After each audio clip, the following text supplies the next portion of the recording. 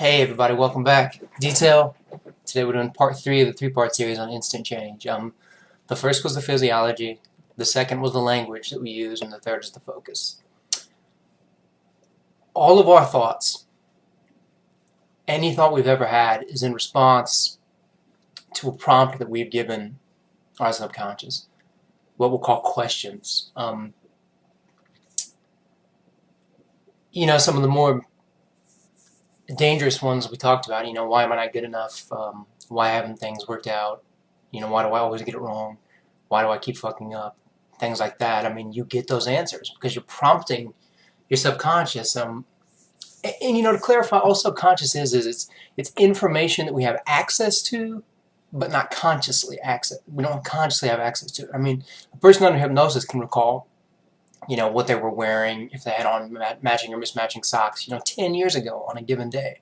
You have access to that information. It's just cached, and consciousness doesn't know how to retrieve it. But when you prompt your subconscious, all of these answers will come up. That's the psychological, physical explanation of things. There's also a spiritual side to it. But before we get into that stuff, I'm trying to build a basis, I think, in the psychology. It's, in my opinion, you need both the philosophy and the psychology to get through life, or to live life optimally anyway.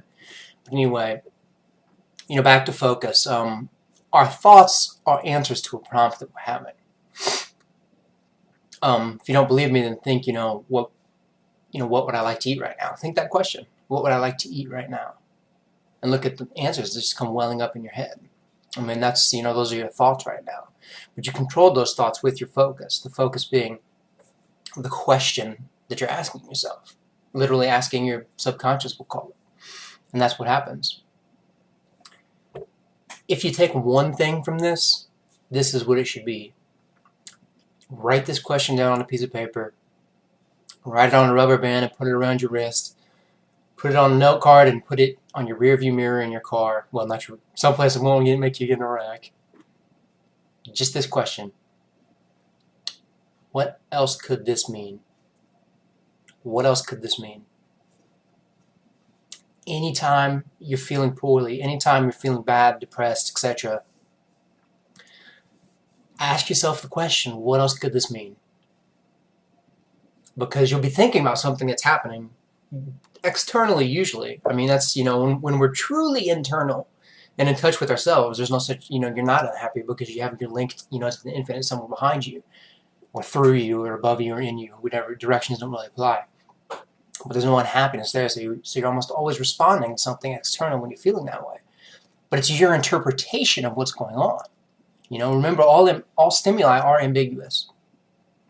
We talked about, the thematic apperception test and that stuff earlier.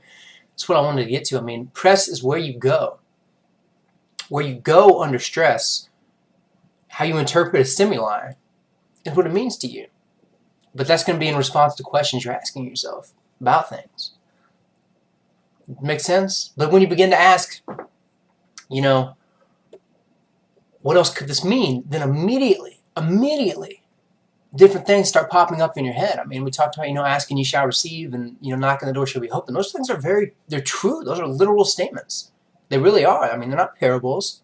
They're true. You get what you're thinking about. You feel what you're thinking about. Right? But it's important to also understand that you're not the feeling. You're not the thought. You're the prompter of those things. You're the thinker behind the thought. You're the feeler behind the feeling. And you can alter them. And I've shown you that. Just say that, what would I like to eat right now? And all of a sudden these different, to say, I would like to eat some strawberry ice cream. Say that, and all of a sudden that'll start coming up in you. It really will, even if you hate strawberry ice cream. So understand that you're prompting the things with your focus, right? What else could this mean? Alters that focus to something else entirely. Stephen Covey tells a great story. He was having a meeting in New York and was on a subway, and he was tired from the meeting, and this guy was with his kid, and these kids were just running around, and they weren't doing anything. They were screaming up and down the subway train, and Stephen Covey says to him, he goes, man, you should really probably control those kids. They're kind of out of control. And the guy says, yeah, I guess you're right. said we just left the hospital and their mother died, and I don't think they know how to take it. And frankly, I don't either. We have no idea what's going on. It's just our perception of things. You have no idea what's driving a person to do something. And you don't necessarily understand what's best in life. And, another great question to alter your focus is, what do I have to be grateful about right now? Nothing. I can't be grateful. Okay, if you could be grateful, what would you be grateful about? Ask yourself these questions that alter your focus so much. We know that, self-reported levels of happiness, the only thing that over time alters those, plus or minus 20% for a maximum of 30 days, that's where you stay for your life. That's where you'll stay. Other than if you cultivate a sense of gratitude. That is the only thing that will alter your base level of happiness for more than 30 days in any direction. It's cultivating gratitude. That's it. Not buying a car, not getting in a relationship, not getting married, not having children, not winning a lottery, none of those things, plus or minus 20% for 30 days. And then back to your base level, gratitude. Gratitude is the only thing that will do it. And as you start to think what you're thankful for, then everything that you're not thankful for starts to dissipate because it doesn't hold up, because it's not as true as what you have. You see, the things you think you don't have are a lie anyway, because you have everything. You cannot not have something. But you can believe you don't. But it's one of those things when you begin to examine it, when you begin to alter that belief through your focus and, sure, everything else, they begin to sort of crumble. Just keep in mind that, what else could this mean? That's what you need to take away from this. That's the most helpful question you'll ever ask yourself, ever. Try and keep it on you somewhere, and I mean that. It's saved me on multiple occasions, and it will you too.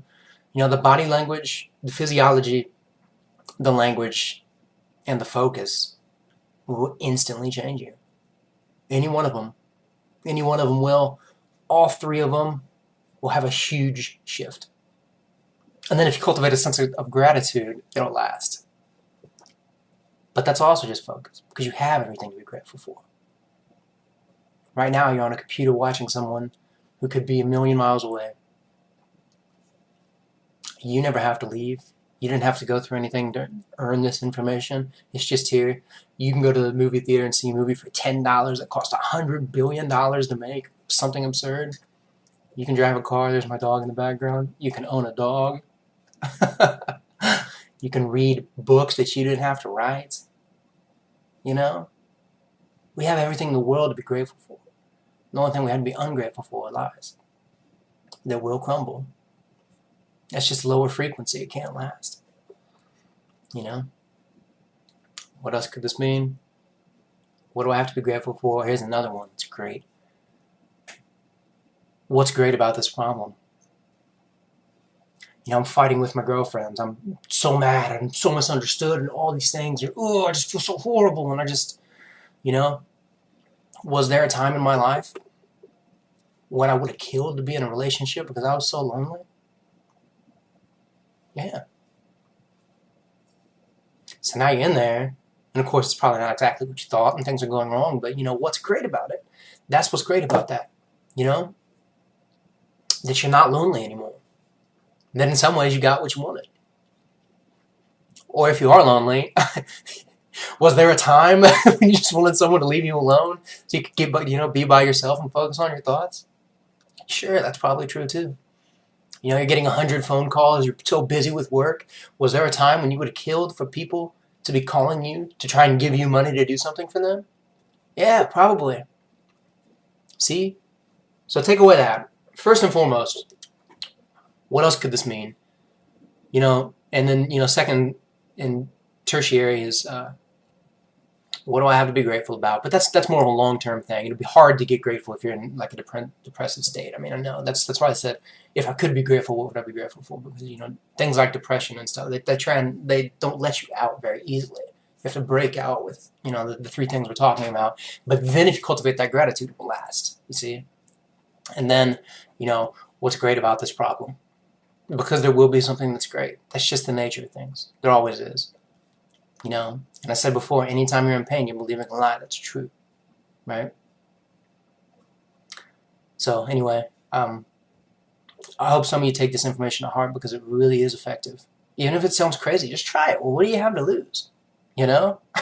Seriously, how bad could things be? If you're altering your focus in the internal language, the monologue you're running, and altering your physiology, what is the worst thing that could happen? If all of this is bullshit and none of it works, nothing.